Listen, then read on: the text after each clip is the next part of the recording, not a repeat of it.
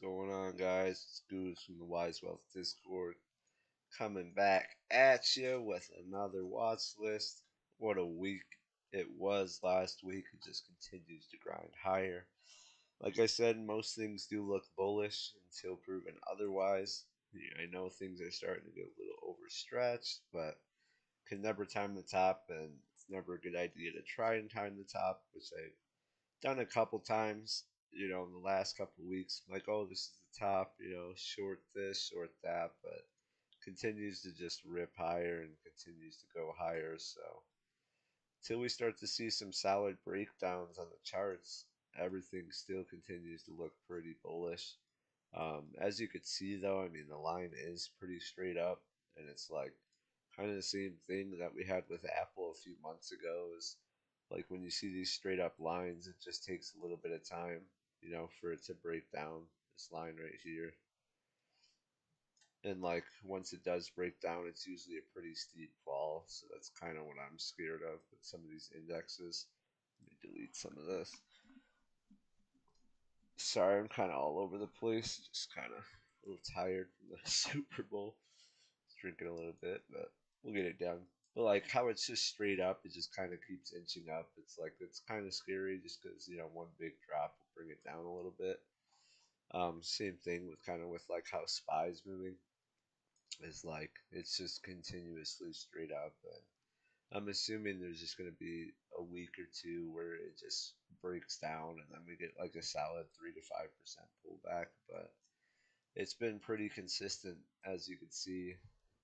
Um, I mean, very, very bullish action. There's really not much to say. IWM is finally catching up a little bit. We had posted that in the TA channel a couple of times. Now that it's breaking out of this wedge, you just want to see it get above this 200 area, and then 205 can be tested pretty easily. And then we'll have to wait and see if it can get over that 205 area right there. That'll be a point of resistance, but good, beautiful breakout on that pennant formation and a nice W formation. So anything above 200 is pretty bullish. As you can see, the pre-market's at 200 something. So it's looking good. IWM looks beautiful. Over 205 can definitely continue to run. You can see the 210, 220 area. That'd be 52-week highs for sure. Right now, the 52-week high is 205.49. So that's kind of my next point if 200 is broken above. Qs, they can continue to run. It's hard to tell what resistance would be up top. I'd assume 440 would be a good point of resistance just because it's a nice even number. But it's crazy. Excuse me. That we're even talking about Qs at 440, man. They were just, the end of October, November, 340. 400 was a big milestone, and now maybe 440. It's just in constant inch up. SPY, they finally hit that ultimate 500 number. It looks like they're still kind of pushing above it though. So 510 obviously would be the next point of like psychological flat number. Support would probably be. Let's see if I can find some good liquidity. So we have a little bit of chop right here at the 488 mark. A little bit of chop at 493. 498, and then down here is definitely a good liquidity mark. We got 475 area, 470. So if any of this does break down, you could start to see some of those supports come into play. But right now, I mean, it doesn't look like it's ever going to break down. The Qs and stuff, they are on a major divergence, but as I said like a few weeks ago, as they were on a divergence, and as you can see, it doesn't really matter. So you see the higher lows here, lower highs, lower highs, lower low. But then on the chart, you line it up right here. It's showing that it's creating higher highs. So that's a huge divergence right there, at least on the 1 hour. I think the 4 hour may have it as well. Yeah, 4 hours still there as well. So you can see on the RSI, it's showing lower highs, but then on the candlesticks, it's showing higher highs. So there's definitely going to be a weakening in trend, maybe a change soon. But like I said, divergence has been going on for like months now, like 2 months. So you can't really even call the top off a divergence. Really, it's just kind of screaming at you that eventually the trend will change and there will be, you know, a little bit of a pullback that occurs. But until that happens, we'll just have to continue to play the levels. Said IWM above 200 can go to 205 pretty quickly, which would be a nice, percent and a half, maybe something like that. 2%, 205, yeah, about 2-3%. So that would be a decent trade. If you see it above 200 today, it'd be decent. Apple still kind of in the zone. Nothing crazy going on with it. This is all-time highs right up here with it. So anything above that is obviously bullish. It's got to get up there first. Let me try the Ray. Oh shoot! I didn't expect it to come out all blue. That works, I guess. Kind of looks weird. But yeah, anything above that obviously would be super bullish. It's kind of getting close to that. It's at 188 right now. Anything below 180 would be bearish. You could start to see it push back down to 165. So we're just watching this little chop zone. At least that's what I'm looking at. Just looks like it's kind of ranging, going sideways. But Apple is a big determiner in where the Qs, especially the Qs, but the SPY as well. They have such a big percentage of holdings. So if Apple has a bad day, most likely the Qs and the SPY won't be like dragging up very high. Excuse me. We got Microsoft still looking very bullish. We had that call out here from a while ago, came back, just mounting, continuing to mount. They closed at all-time highs, so pullback support would be around 413. If it just keeps going above their highs at 420.82, that could be considered a short-term breakout. Let's see at the 15, yeah, it's kind of coiling up, looking like some small, very small candles. So you kind of want to wait to see how this plays out right here. But definitely a nice little pattern. Yeah, going on. Nothing looking bearish about it at all. Broken below. Maybe we can see this gap fill or come test this support 412 area. But it just continues to break.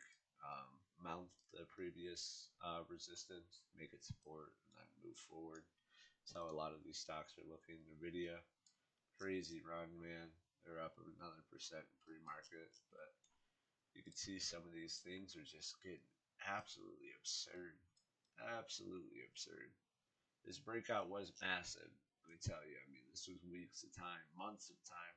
See, from June 2023 all the way to January, took for it to finally break out. Once it did, I mean, you can see the parabolic rise that it's had. Hopefully no one's been shorting this. That would be terrible for anybody's account.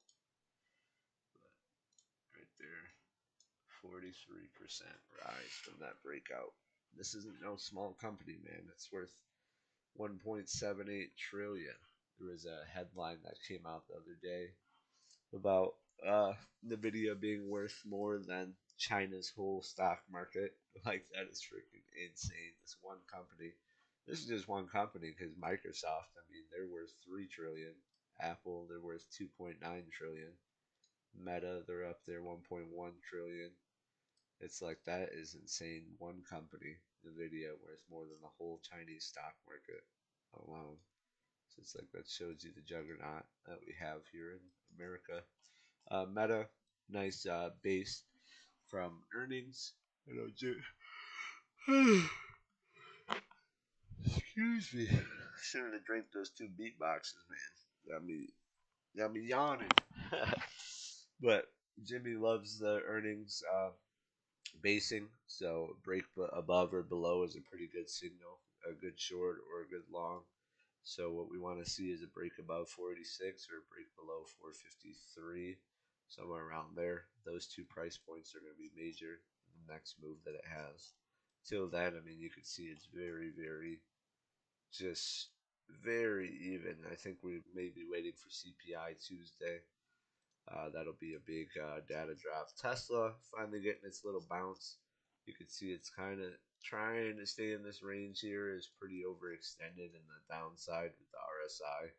So it could just be a short-term bounce, but anything above this, I mean, it breaks above 195, it could easily go fill up in the 208 area, and then we'll see what happens once it does do the gap fill. But it did wait. It's I was saying it's about 5 to 11 days usually until you start to see a bounce in earnings. 1, 2, 3, 4, 5, 6, 7, 8, 9, 10, 11. So like as you can see around like 9 or 8, it started moving up a little bit. We started getting some movement. So we'll see what happens. This is a pretty good bounce point. Um, Tesla still hasn't really done much though, even with the meteoric rise that you see in like Nvidia just going straight up. Microsoft, Apple hasn't really done much either in that sense as well. So I don't know. We'll see. Tesla just kind of lagging behind. See if they get any love, but they're down 0.5% as you can see in pre-market. AMD still coiling up, looking decent. That's the 1 day chart that I was looking at a little bit. But if you look at the 1 hour, still looks like a beautiful flagging formation that we got going on here. Have a nice support here. Have a little coiling action. So that would be a beautiful TA right there. Just want to see it break above, maybe mount over 179, 180. You can go test 185. Anything above 185, extremely bullish. But you like these movements here. You like when it consolidates, flags up, because it gives you a good, long opportunity or short opportunity, depending on if it breaks out. But I like when it looks clean like that. It's a nice little setup. Google, just kind of wedge it in this formation. I don't know exactly what you would call it. Upwards channel, something like that. But as you can see, just creating higher highs and higher lows. Their earnings looks like they sold off a decent amount, but they're bouncing since then. You had the gap down and then boom. Oh, it's going up. I can't stop yawning. Sorry, guys. But yeah, I don't really trade Google. I don't really cover it very much, but it's still a decent, long-term buy and hold if you were thinking about it. Still inching up towards their all-time highs. They did create one and then sold off, and it looks like they're getting right back to it.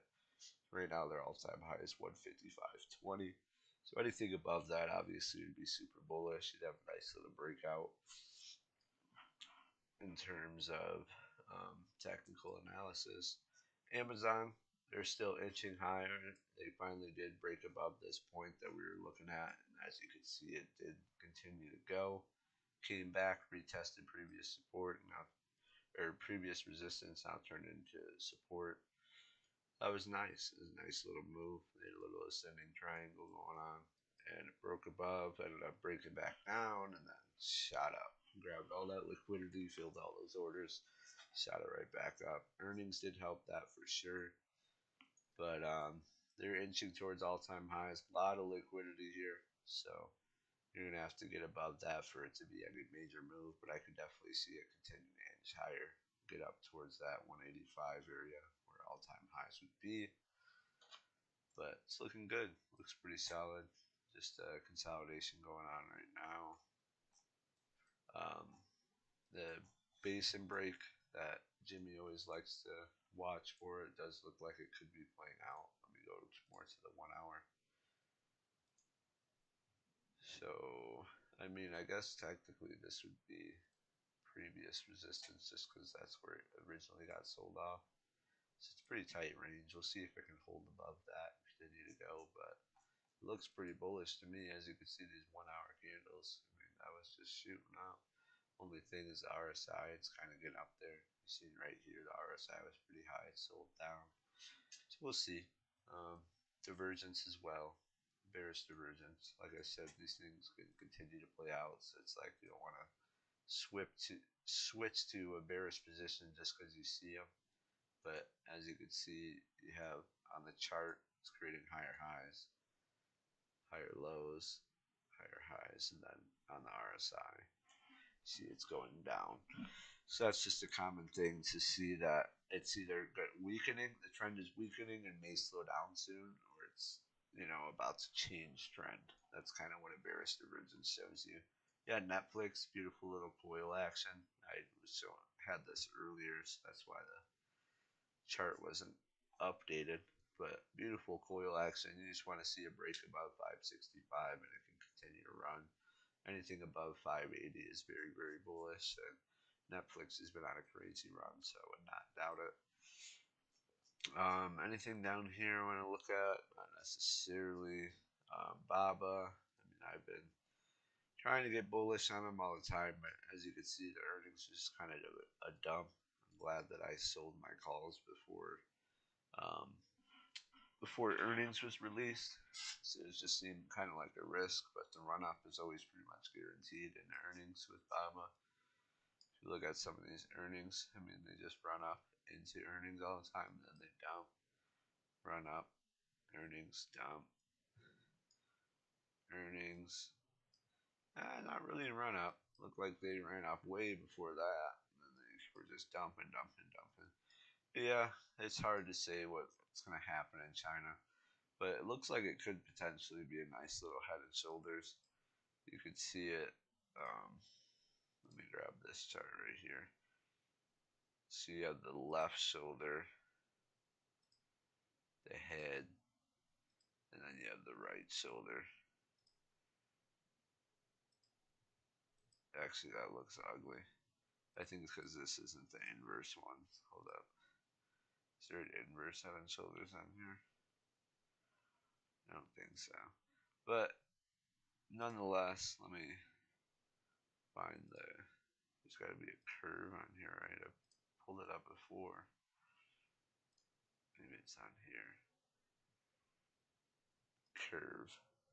So we got a left shoulder here. We got the head right here. And then potentially forming this right shoulder right here. Can come down, and then what you'd want to see is a break above 78, and the measured move is from the bottom of the head to the neckline. So it'd be about 16%. So if it did break above 78, what we would want to see is a push to 91. That would be a completed inverse head and shoulders. It looks pretty ugly because all the gaps, but it's just something to kind of throw together, see if it does play out that way. But definitely a break above 78 could potentially move it to 91, which would be kind of cool for sure since I'm a long-term holder. But we'll see if it does play out. Usually head and shoulders aren't really guaranteed, but you got something going there. Left shoulder, maybe a bottoming process here. So we'll see if it continues to inch up and keep going. Snow with that beautiful breakout. Our price target was 240 right up here, and it's just coming into that area. We'll see if it keeps inching higher, but it was a great breakout that it had. I don't know if Jimmy had posted anything, and our technical analysis thing got deleted somehow. We do have resources and lifestyle coming for you guys. It's going to be a good one. Just kind of tie in some of the things we want to do with the trading and the brand. We have MU. See if this could break out this week. Stock we talked about a few months ago. Target one on this break will be 90. So it's looking good. Beautiful cup and handle. AMD, I did show that the wedging pattern that it has, looking beautiful. Bull flag IWM, I showed you guys that too. It was a nice breakout in the triangle that it had. AIP, small cap semiconductor, posted last week. Hold 660 parts back towards $8. Always love Jimmy's charts. I don't always play his plays. It's just something like psychologically, it's hard to play someone else's plays until you like see it yourself. But he always does have very clean charts. AAOI, another small cap semiconductor. Netflix, yep, showed Netflix. AAOI, never seen that one. Short, 23.87% short interest. So yeah, we definitely got some plays. I think Jimmy posted in here. Where'd it go? Is it under? No. had it in here. Oh, right here.